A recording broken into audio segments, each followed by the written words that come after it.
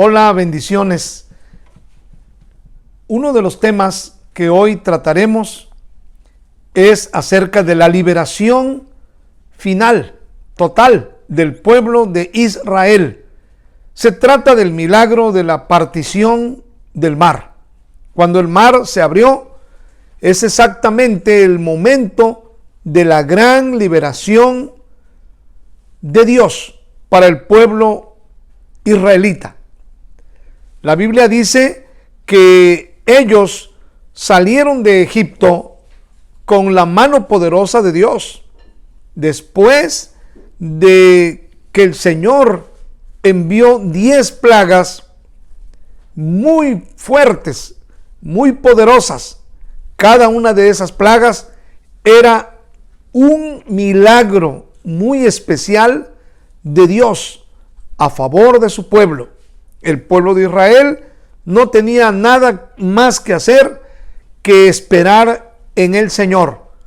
Los milagros de las plagas no eran por la fe del pueblo, ni porque el pueblo hiciera algo en favor de esas maravillas que el pueblo pidiera. No, sino que fue la iniciativa y el poder absoluto de Dios. Y por supuesto, el mediador, que era Moisés, era el hombre de la fe. Asimismo, cuando ellos salieron después de esas 10 plagas tan devastadoras para todo el país, Israel avanzó rumbo al desierto. Lo que a continuación la Biblia nos habla es de que aún ellos no estaban fuera del alcance de los egipcios. Todavía estaban en territorio de Egipto.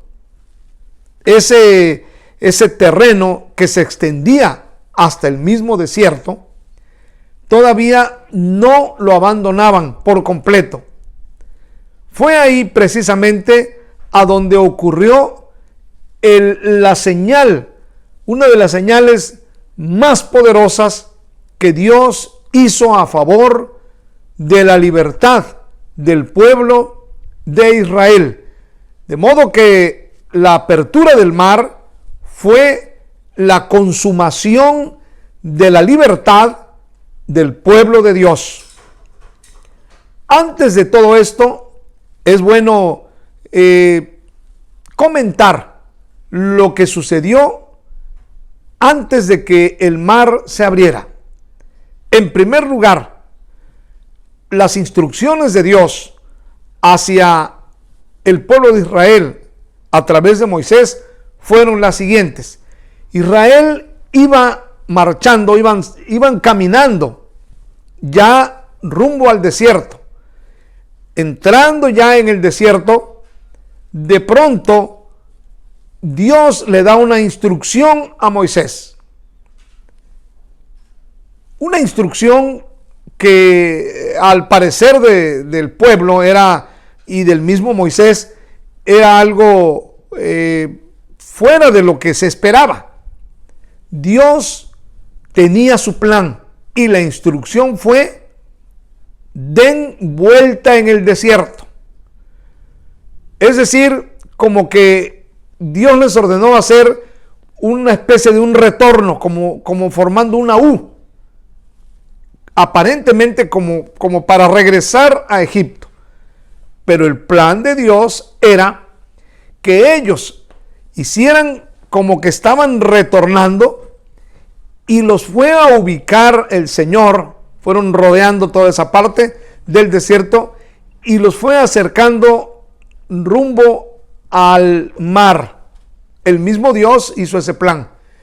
Y exactamente ellos, Dios les ordenó que se detuvieran en una zona que pertenecía y era dominada por los egipcios, a donde se encontraba los lugares que menciona la Biblia. Dice la palabra que les ordenó que acamparan, que se detuvieran entre la zona de Migdol así lo dice la Biblia, y Baal-Zephón.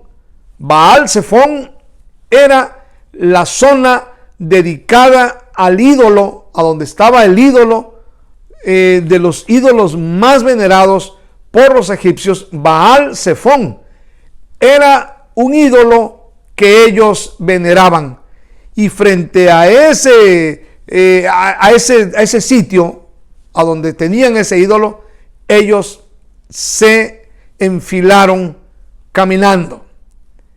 Cuando esto le fue comunicado al faraón, pero vean el plan de Dios, el faraón fue comunicado por sus hombres, sus espías que él tenía, de lo que había hecho Israel. Según entendió Faraón, que Israel se había arrepentido, y aparentemente ellos querían retornar, y le atribuía a Faraón esta acción del pueblo de Israel, esto que estaba sucediendo, se lo atribuía a su ídolo, a su dios Baal-Zephón. De seguro Faraón pensó que Baal-Zephón ya los había entregado.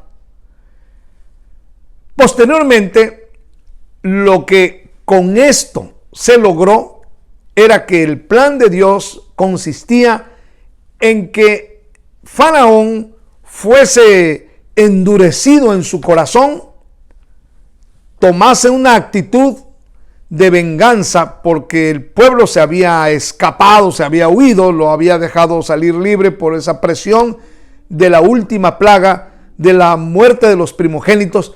Y entonces Faraón cambió de actitud, cambió totalmente y dijo: bueno, ahora los voy a perseguir con todo mi ejército, los voy a alcanzar y los vamos a destruir. Y fue así.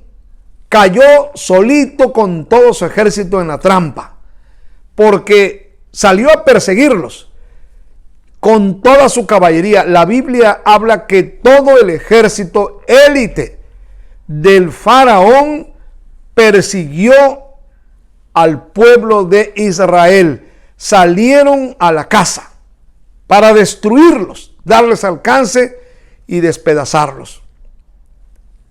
Este es el pasaje del que nos habla acerca del tema. Éxodo 14 dice así, verso 8 al número 12. Y endureció Jehová el corazón de Faraón, rey de Egipto, y él siguió a los hijos de Israel. Pero los hijos de Israel habían salido con mano poderosa. Vean nada más. Endureció el Señor el corazón del faraón, y entonces salió a perseguir a los hijos de Israel. Pero los hijos de Israel habían salido con mano poderosa. Mucho cuidado cuando Dios tiene en sus planes hacer algo y alguien quiere interferir, porque esto era la mano de Dios, cosa que ignoró Faraón. Y veamos nada más lo que sucedió. Dice el verso 9: siguiéndolos pues los egipcios con toda la caballería, y carros de Faraón y su gente de a caballo y todo su ejército, los alcanzaron acampados junto al mar. O sea, la instrucción de Dios, ahí estaban acampados, al lado de Pihairot, delante de Baal-Zephón. Era el ídolo, el territorio a donde tenían sus altares para el ídolo llamado Baal-Zephón. Esto no es un lugar sin importancia en la consideración de lo que ahí pasó. Entonces, usted tiene que tomar en cuenta esto, de que exactamente a donde los iban a alcanzar era en ese lugar a donde, según Faraón, ellos estaban ya arrepentidos para volver y estaba actuando su ídolo de ellos, su ídolo de Faraón, Baal-Zephón. Él le atribuía esta situación a su ídolo, mas no sabía lo que le esperaba. Dice el verso 10: y cuando Faraón se hubo acercado, los hijos de Israel alzaron sus ojos, y he aquí que los egipcios venían tras ellos, por lo que los hijos de Israel temieron en gran manera y clamaron a Dios. Los hijos de Israel se llenaron de un miedo espantoso, un terrible miedo. Ellos seguramente, y aquí lo dice el verso número 11, mire, y dijeron a Moisés: ¿no había sepulcros en Egipto que nos ha sacado para que muramos en el desierto? ¿Por qué nos has hecho así con nosotros, que nos has sacado de Egipto? ¿No es esto lo que te hablamos en Egipto, diciendo: déjanos servir a los egipcios? Porque mejor nos fuera servir a los egipcios que morir nosotros en el desierto. Cuando menos los pensamientos del pueblo, confundido, lleno de terror, cuando menos los pensamientos fueron los siguientes. Mínimo: número 1, somos muertos. Ya ellos se consideraban muertos. Nosotros ya estamos acabados. Quizá en la mente de algunos de ellos pasó la idea del suicidio.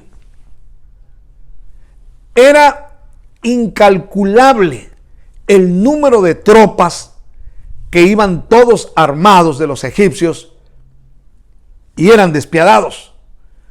¿Cómo iban a ser destruidos a filo de espada, flechas, lanzas, despedazados? Sus niños, las mujeres, los ancianos. Bueno, podemos decir que algunos pensaron en la muerte, la mayoría. Pero otros también, en medio de todo eso, pensaron: bueno, vamos a rendirnos. Es mejor servir a los egipcios. Estaban dispuestos a rendirse, a pedir perdón, a irse a arrodillarse, irse al besar el desierto, el suelo, pidiendo perdón, rendirse. Pero también es probable que había otro grupo dentro de toda esa multitud, porque el alboroto era enorme. Pero quizá también había otro grupo que pensaba: vamos a pelear, vamos a luchar con todo. Y aquí vamos también a morir, pero luchando. Mínimo esas 3 cosas, y quizá otros pensamientos más de terror, de tragedia, de desastre, invadió a esa multitud. Me puedo ya imaginar cómo era el alboroto y la gritería tan grande. Y Moisés, lleno del poder de Dios, de la fe en el que lo había llamado, en el Altísimo. ¿Cómo tuvo Moisés el aplomo por el Espíritu de Dios que lo fortaleció, de hablar con ellos? Y cuando Moisés les habló, ellos milagrosamente lo escucharon, se calmaron y pudieron escuchar lo que Moisés les dijo. Dice el verso número 13: Y Moisés dijo al pueblo, fíjense nada más, en medio de este caos tan grande, Moisés hablarle a un pueblo alborotado. Le dijo Moisés al pueblo, no temáis. Lo primero, no temáis. O sea, Moisés estaba atacando directamente el espíritu de intimidación, del miedo que los tenía hecho prisioneros. Estaban presos con ese sentimiento del miedo. Pero Moisés les dice con la autoridad de Dios, no temáis, o sea, no tengan miedo. Número 2, estad firmes. Fíjense nada más la entereza tan grande de estas palabras de Moisés en esos momentos de crisis. No temáis, estad firmes. Y número 3, ved la salvación que el Señor hará hoy con vosotros. La salvación la van a ver hoy, porque Dios está con vosotros y va a hacer una maravilla. Vas a desplegar un poder, una salvación tan grande van a tener hoy. Y siguió diciendo Moisés, porque los egipcios que hoy habéis visto, nunca más para siempre los veréis. Como diciendo, mírenlos bien, véanlos, aprovechen todavía verlos, porque estos egipcios, estos enemigos, no los van a volver a ver. ¿Cómo era posible que Dios depositara tanto poder en un hombre? ¿Cómo Dios le confió a un hombre llamado Moisés semejante autoridad y poder ante un hecho que al parecer iba a ser catastrófico? Un ejército endemoniado, sediento de sangre y de venganza y de odio. Por el otro lado, una multitud de gente indefensa. Y Moisés en medio hablando palabra de Dios, palabra verdadera, palabra genuina, palabra infalible. ¿Con qué autoridad les dijo? No se van a morir. A los que pensaban que ya estaban acabados, a los que pensaban que se tenían que rendir, firmes, como diciendo, ni un paso atrás. No piensen en rendirse, porque no vamos a regresar a Egipto, ni vamos jamás a servirles. Y a los que pensaban pelear la batalla, tranquilos, porque Dios va a hacer con ustedes hoy una gran salvación.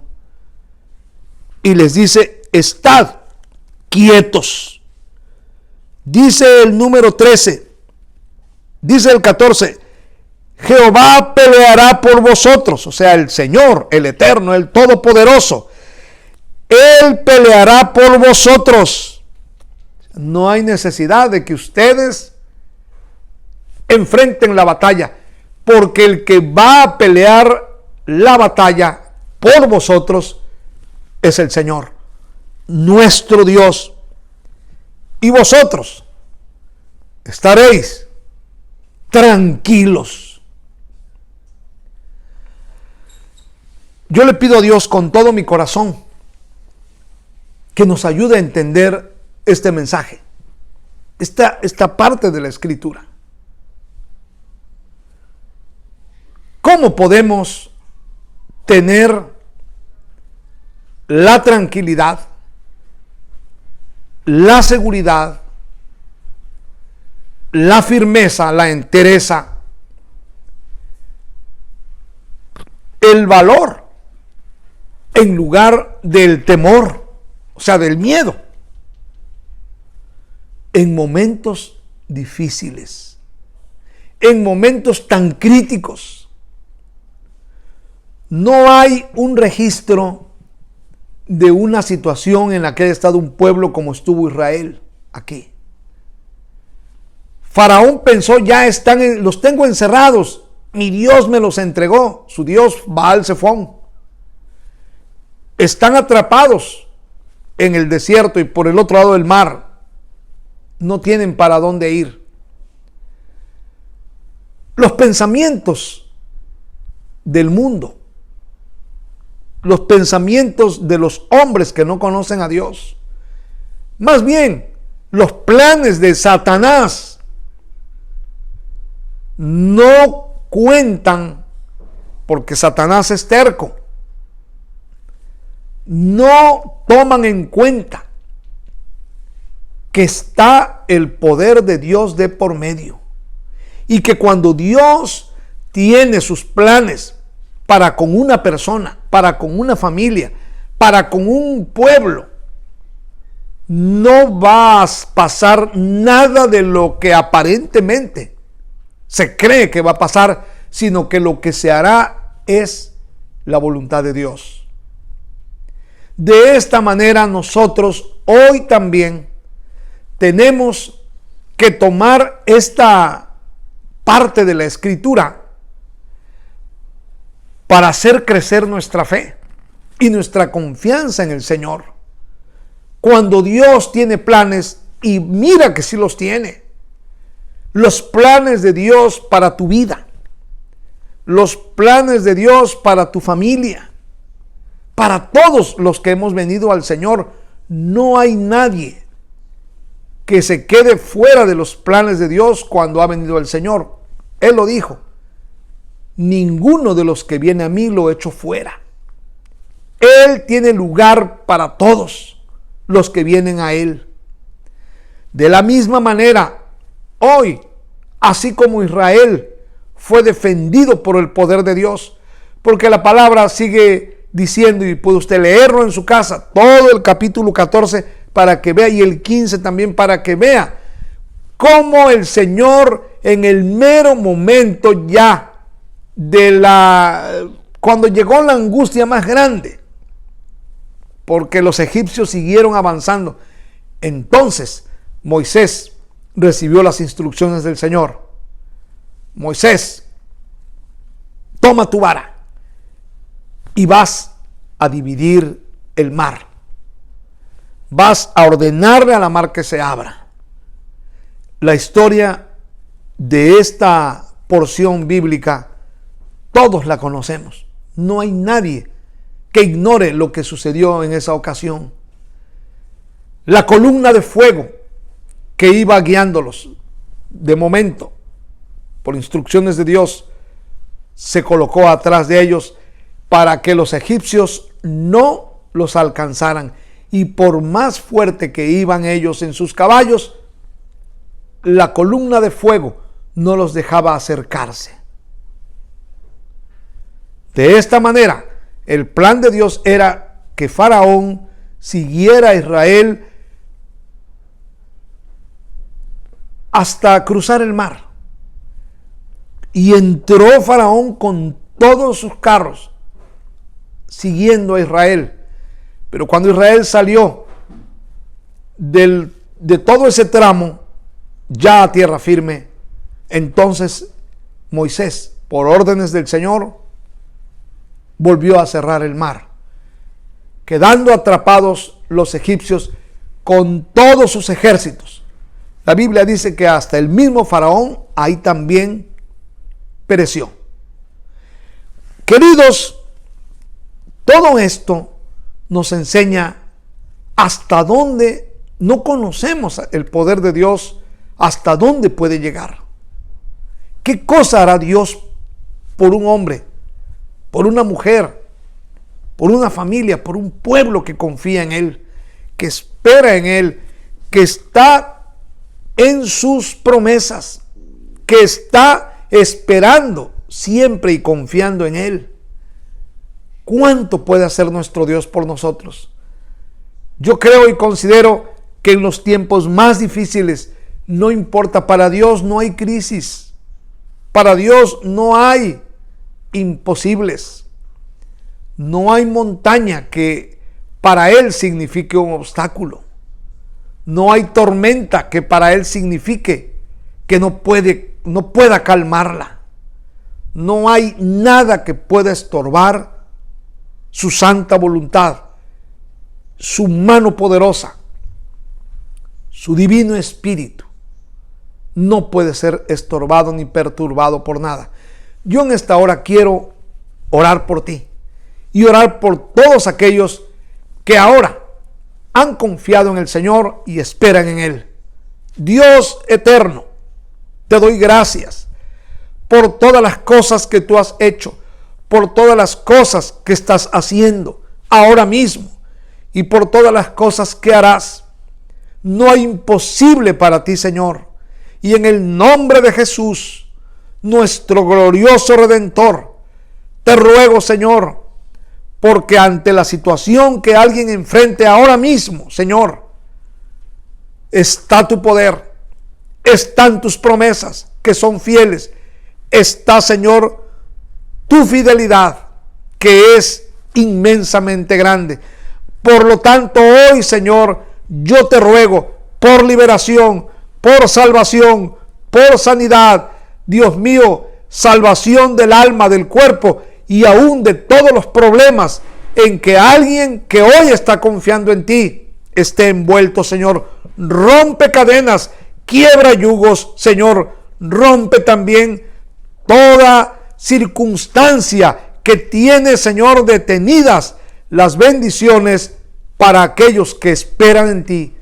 Padre, en el nombre de Jesús te lo ruego, y llena a tu pueblo de fe, llénalo de esperanza, todo el que ha creído y confiado en ti, Señor, que aprenda de tu palabra, que tú eres invencible, Señor, que tu reino es indestructible y que tu reino es destructor de reinos y tu reino es eterno.